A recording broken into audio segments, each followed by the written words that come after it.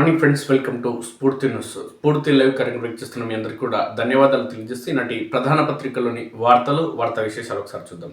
ఈనాటి నాగర్ కర్నూలు జిల్లా, అదేవిధంగా కల్వకుర్తి రంగారెడ్డి జిల్లా పరిధిలో నుండి కల్వకుర్తికి సంబంధించిన వార్తలు చూసే ముందు మన స్ఫూర్తి న్యూస్ను సబ్స్క్రైబ్ చేసుకుని మిత్రులు అంటే దయచేసి సబ్స్క్రైబ్ చేసుకోండి మిత్రులారా. సబ్స్క్రైబ్ చేసుకుంటే మన స్ఫూర్తి న్యూస్లో వచ్చే వార్తలు ప్రధానంగా మీకు ఎప్పటికప్పుడు నోటిఫికేషన్ రూపంలో రావడం జరుగుతుంది.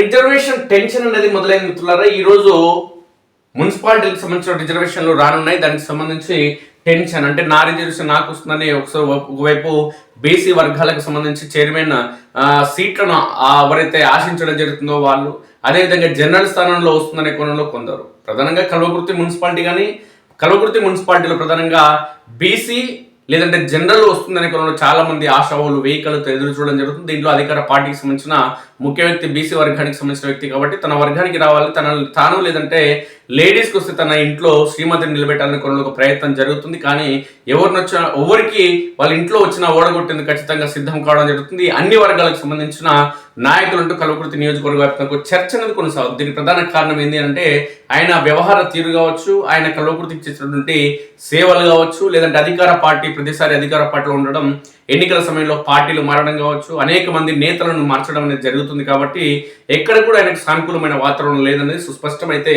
ఈ ఎన్నికలకు సంబంధించి సాయంత్రం వరకు నోటిఫికేషన్ వచ్చే అంటే రిజర్వేషన్లు క్లారిఫై వచ్చే అవకాశం ఉంది. కాబట్టి దీనికి సంబంధించి ప్రత్యేకంగా ఒక చర్చ అనేది కల్వకుర్తిలో గత 2-3 రోజుల నుంచి, పండుగ కంటే ముందు నుంచి కూడా ఈ చర్చ అనేది కొనసాగుతుంది. నిజంగా చెప్పాలంటే మున్సిపాలిటీలో పండుగ వాతావరణం అనేది కొద్దిగా లేదని చెప్పాలి. ఎందుకంటే ఎన్నికల టెన్షన్ అనేది ప్రారంభం కావడం జరిగింది.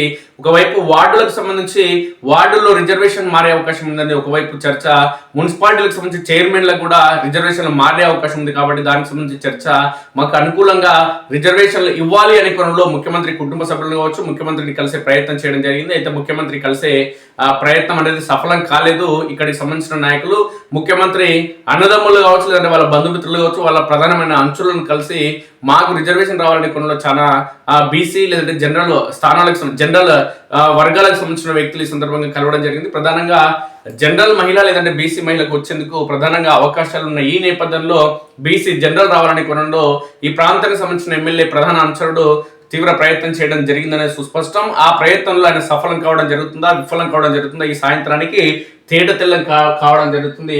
అయితే ప్రధానంగా ఇక్కడ కల్వకుర్తి మున్సిపాలిటీలో చూస్తే మిత్రులారా, అత్యంత ఘోరంగా ఓట్ చోరీ అనేది జరిగింది. కాంగ్రెస్ పార్టీ అంటే ప్రధానంగా కాంగ్రెస్ పార్టీ చేస్తున్న విమర్శలు ఏంటంటే బీజేపీ అనేది ఓట్ చోరీ చేయడం జరుగుతుంది. కాబట్టి ఏవైతే ముస్లిం పార్టీ ఏదైతే ముస్లిం ఉందో కాంగ్రెస్ పార్టీ ఉందో, ముస్లింలు ప్రధానంగా కాంగ్రెస్ పార్టీకి అనుబంధంగా ఉంటారు కాబట్టి ముస్లింలని ప్రధానంగా ఓటు నుంచి వాళ్ళ ఓట్లు తొలగించడం జరుగుతుంది. అందుకోసమే ఎక్కడ ఈ దేశంలో ఎన్నికలు నిర్వహించినా అక్కడ కాంగ్రెస్ పార్టీ ఓడిపోవడం జరుగుతుంది, బీజేపీ పార్టీ మాత్రమే గెలుస్తుంది. దీనికి కారణం ఏంటంటే ఓట్ల చోరీ కొనసాగుతుంది. అదేవిధంగా ఈ ఓటింగ్ సంబంధించిన మిషన్లు ఏవైతున్నాయో ఈ మిషన్లు కూడా సరిగా పనిచేస్తలేవు. అందుకోసమే మొత్తానికి ఎక్కడ ఏ పార్టీకి ఓట్లు వేసినా అది మొత్తానికి బీజేపీకి పడేటట్టుగానే మిషన్లు మార్చడం జరిగిందని కొనలో కాంగ్రెస్ పార్టీకి సంబంధించిన నాయకులు పేర్కొనడం జరుగుతుంది. కానీ ఈ దేశంలోని ప్రజలు ఎక్కడ కూడా కాంగ్రెస్ పార్టీకి ఓటు వేయాలని నిర్ణయించుకోవడం లేదు, ఆలోచన చేయడం లేదు. దీనికి కారణం ఏంటంటే కాంగ్రెస్ పార్టీ దశాబ్దాల నుంచి సుమారు ఈ దేశాన్ని 55 ఏళ్లకు పైగా పాలించి ఈ దేశంలో గరీబీ హఠావు అన్నది చేయలేదు. ఈ దేశంలో అభివృద్ధి చెందుతున్న దేశంగానే ఇప్పటికీ మిగిలిపోయింది. కానీ ఈ దేశానికి స్వతంత్రం వచ్చి 7 దశాబ్దాలు పైబడిన ఇప్పటి వరకు కూడా ఈ దేశం అభివృద్ధి చెందిన దేశంగా మారలేదు. ఈ ప్రపంచంలోనే ఉన్నటువంటి యువత, అత్యధిక మంది యువత ఈ దేశంలో భారతదేశంలో ఉన్నప్పటికీ కూడా ఈ యువతకు ఉపాధి అవకాశాలు కల్పించలేదు, ఈ యువతకు రాజకీయ అవకాశాలు కల్పించలేదు, ఈ యువత కంటే ఈ దేశానికి సంబంధించిన రాజకీయ నాయకులకు ప్రధానమంత్రి అవకాశం కల్పించలేదు. ఈ తెలుగు రాష్ట్రాలకు సంబంధించిన అనేక మంది అంటే దశాబ్దాలుగా ఈ తెలుగు రాష్ట్రాలకు ఎన్నికలు జరుగుతున్న ఇప్పటి వరకు ఒక బీసీని ముఖ్యమంత్రి చేయలేదు ఈ కాంగ్రెస్ పార్టీ కానీ, లేదంటే బీఆర్ఎస్ కానీ, ఇప్పుడు వచ్చినటువంటి బీఆర్ఎస్ కానీ, అంతకుముందు వచ్చినటువంటి టీడీపీ కానీ.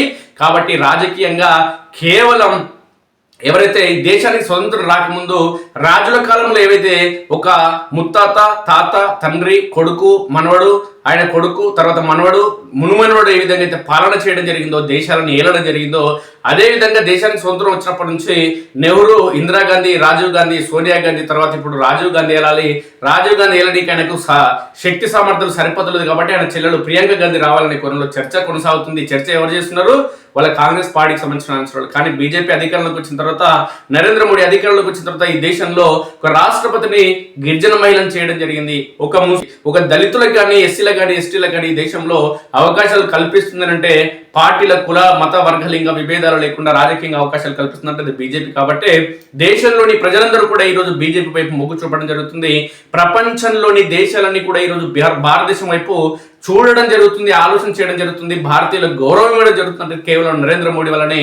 కాబట్టి నరేంద్ర మోడీ గౌరవాన్ని ఎప్పటికప్పుడు తగ్గించేందుకు, ఈ భారతదేశం యొక్క గౌరవాన్ని ఎప్పటికప్పుడు తగ్గించేందుకు, ఎందుకు అంటే నరేంద్ర మోడీ గౌరవం పెరిగినా, ప్రపంచ దేశాల ముందు భారతదేశం యొక్క గౌరవం పెరిగినా అది నరేంద్ర మోడీ ప్రతిభకు చిహ్నంగా మారుతుంది. కాబట్టి ఆ పరిస్థితులు ఈ దేశంలోని ప్రజల మెదళ్లలో నాటుకుపోతే ప్రమాదం ఉంటుంది.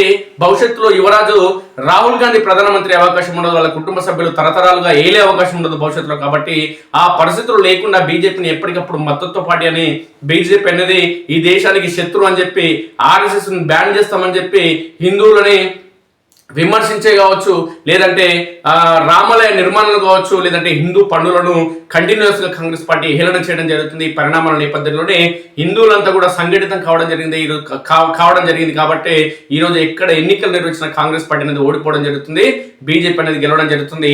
మహారాష్ట్ర మున్సిపల్ ఎన్నికల్లో కూడా మొట్టమొదటిసారిగా ఠాక్రే ఎవరైతే సోదరులు ఉన్నారో, ఉద్ధవ్ ఠాక్రే వాళ్ళ సోదరుడు ఎవరైతే ఉన్నారో వాళ్ళందరినీ తుత్తినీలు చేస్తూ దశాబ్దాలుగా వాళ్ళ ముంబైకి సంబంధించినటువంటి ఏదైతే మున్సిపల్ ఎన్నికలు ఉన్నాయో ఆ ఎన్నికల్లో మొత్తం ఆ పార్టీని ఓడించి దశాబ్దాల పాలన అనంతరం బీజేపీ అక్కడ కొలువు తీరడం జరిగింది. వచ్చే ఎన్నికల్లో తెలంగాణ రాష్ట్రంలో కూడా బీజేపీ కనుక ఖచ్చితంగా పావులు కదిపితే, ఖచ్చితంగా ప్లాన్ ప్రకారం వెళ్తే మాత్రం ఖచ్చితంగా తెలంగాణ రాష్ట్రంలో కూడా ఈ పరిస్థితులు రానున్నాయి. అదేవిధంగా కల్వకుర్తి మున్సిపాలిటీలో కూడా ఈ ఎన్నికల్లో బీజేపీ అనేది అత్యంత శక్తివంతమైన పార్టీగా బలంలో నిలవబోతుంది.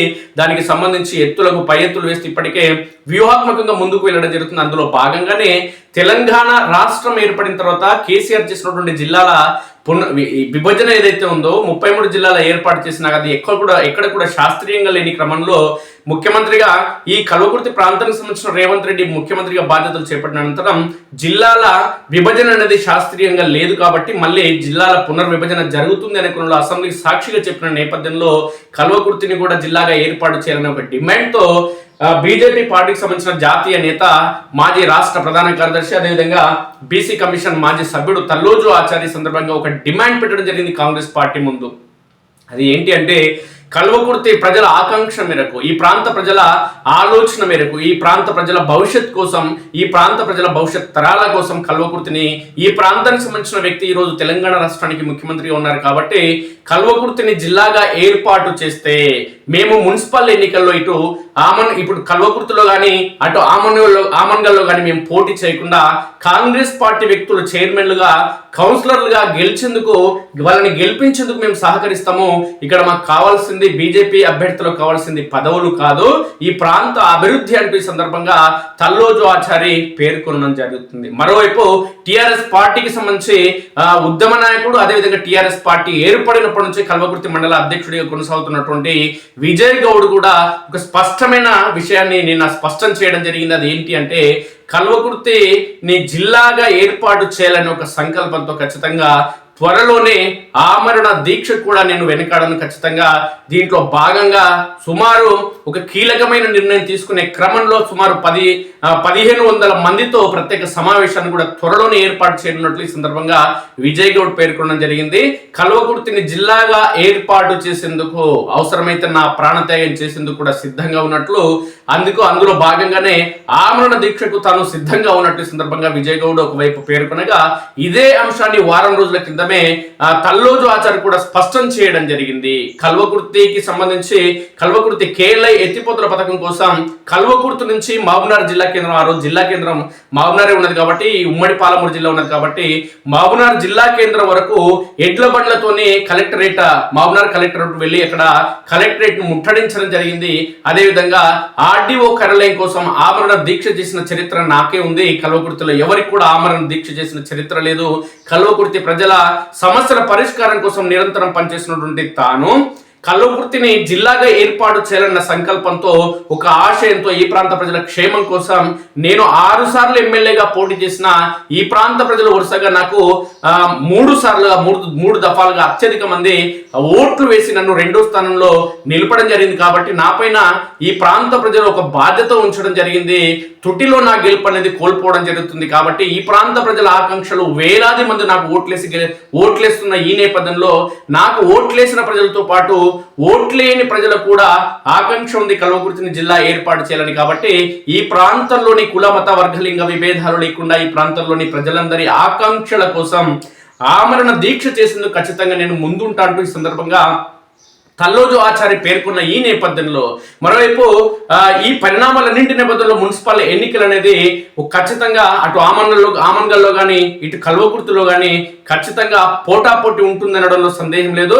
బీజేపీ కూడా, అంటే గత ఎన్నికల సమయంలో కల్వకుర్తి మున్సిపాలిటీలో బీజేపీ అనేది 3వ స్థానానికి పరిమితమైనప్పటికీ ఆమన్గల్లో మాత్రం ఖచ్చితంగా బీజేపీ పార్టీ వరుసగా అక్కడ మున్సిపల్ స్థానాన్ని కైవసం చేసుకోవడం జరుగుతుంది. గత ఎన్నికల సమయంలో ఆమన్గల్ మున్సిపాలిటీలో ఎస్టీ రిజర్వేషన్ వచ్చినప్పటికీ అక్కడ బీజేపీ కైవసం చేసుకోవడం జరిగింది. ఈ రోజు కూడా ఆమన్గల్ మున్సిపాలిటీలో నెంబర్ 1 పార్టీగా ఏదైనా ఉంది అంటే అది కేవలం బీజేపీ పార్టీ. అయితే బీజేపీ పార్టీ నిలువరించే క్రమంలో అటు ఆమన్గల్లో కానీ ఇటు కల్వకుర్తిలో కానీ బీజేపీ నిలువరించాలనే ఒక లక్ష్యంతో కాంగ్రెస్ పార్టీకి సంబంధించిన నాయకులు కావచ్చు, ఇక్కడ ఉన్నటువంటి ప్రజాప్రతినిధులు కావచ్చు, వీళ్ళంతా అత్యధిక నిధులు తీసుకొస్తున్నట్టు ఏడవర్తలుగా ఆడనే దొరికిన కడల్ల ఖాళీ ప్రదేశాలు ఉన్న కడల్ల శంకుస్థాపన అభివృద్ధి కార్యక్రమాల పేరుతో ఒకటే శంకుస్థాపనలు చేయడం జరుగుతుంది. ఈ 2 ఏళ్ళు కాంగ్రెస్ పార్టీ అధికారంలో ఉన్న నేపథ్యంలో ఇన్ని రోజుల పాటు ఎందుకు శంకుస్థాపన చేయలేదు? ఎందుకు అని అంటే ఈ రోజు ఎందుకు మున్సిపాలిటీలో శంకుస్థాపన చేయడం జరుగుతుందంటే ఇక్కడ ఎన్నికలు వచ్చినాయి కాబట్టి ఈ రోజు శంకుస్థాపన చేయడం జరుగుతుంది. ఆ రోజు గత కొన్ని అంటే నెల రోజుల క్రితం గ్రామ పంచాయతీలు ఎన్నికలు ఉన్నాయి కాబట్టి గ్రామ పంచాయతీల్లో అక్కడ శంకుస్థాపన చేయడం జరిగింది. అక్కడ గ్రామ పంచాయతీల ఎన్నికలు ముగిసినాయి, అభివృద్ధి కార్యక్రమాలు ఆగిపోయినాయి. మున్సిపాలిటీలో కూడా ఈ ఎన్నికలు ముగిసిన తర్వాత అభివృద్ధి కార్యక్రమాలు అంతంత మాత్రంగానే మందకొడిగానే నడుస్తాయి, ఎలాంటి డౌట్ లేదు. ఎన్నికలు ఉన్నాయి కాబట్టి అప్పుడున్న టీఆర్ఎస్ కానీ ఇప్పుడున్న కాంగ్రెస్ కానీ ఎన్నికలున్న ప్రతిసారి కూడా ఈ ప్రారంభోత్సవాలు కానీ శంకుస్థాపనలు కానీ సభలు సమావేశాలు కానీ ఉచిత హామీలు కానీ అబద్ధపు హామీలతో ప్రజలను మోసం చేసేందుకు మసిబూసి మరడికాయ చేసి మభ్యపెట్టి ఓట్లు దండుకోవాలనే ఒక ప్రయత్నం చేస్తే ప్రతి పార్టీ రాజకీయ పార్టీ అనేది సుస్పష్టం. ఈ ప్రలోభాలకు ప్రజలు లొంగిపోవడం కూడా పరిపాటి. ప్రజలకు కావాల్సిందేమో మద్యం, డబ్బు. ఈ రాజకీయ నాయకులు మద్యం డబ్బు ఇస్తారు, తర్వాత లక్షల కోట్లు దోచుకుంటారు. ఈ పరంపర అనేది సమాజంలో ఏదంటే భారతదేశంలోని ప్రజాస్వామ్యానికి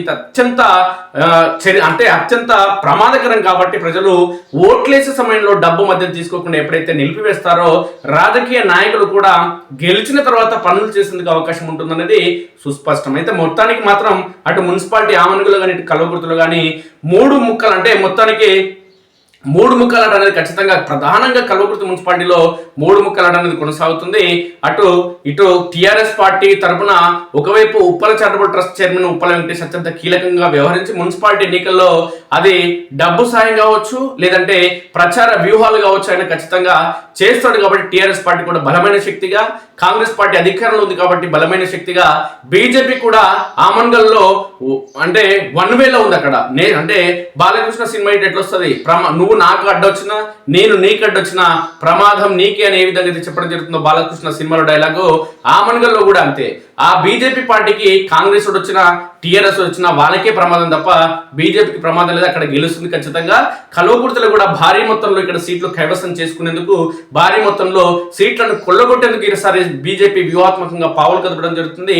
అందులో భాగంగా అయితే ఆ వ్యూహాత్మకంగా పావులు కదుపుతున్న ఈ నేపథ్యంలో బీజేపీకి సంబంధించిన తల్లోజు ఆచార్య కానీ బీజేపీ పార్టీకి సంబంధించిన ముఖ్య నేతలందరూ కూడా గత అసెంబ్లీ ఎన్నికల్లో కానీ అంతకు ముందు నుంచి కానీ బీజేపీ పార్టీకి సంబంధించిన ముఖ్య నేతలు ఎవరైతే ఉన్నారో ఈ నేతల మధ్య సమన్వయం అనేది లేదు, మనస్పర్ధలు అనేవి ఉన్నాయి. కాబట్టి కనీసం ఈ ఎన్నికల సమయంలోనైనా మనస్పర్ధలు కానీ అవన్నీ కూడా ఈగోలు పక్కన పెట్టి అందరూ కూర్చొని మాట్లాడుకొని బీజేపీ పార్టీ కోసం గట్టి ప్రయత్నం చేస్తే మూకుమ్మడిగా ఎన్నికల ప్రచారంలో అందరూ కలిసిపోతే బీజేపీ పార్టీ ఖచ్చితంగా ఇక్కడ మెరుగైన స్థానాలు వస్తాయి.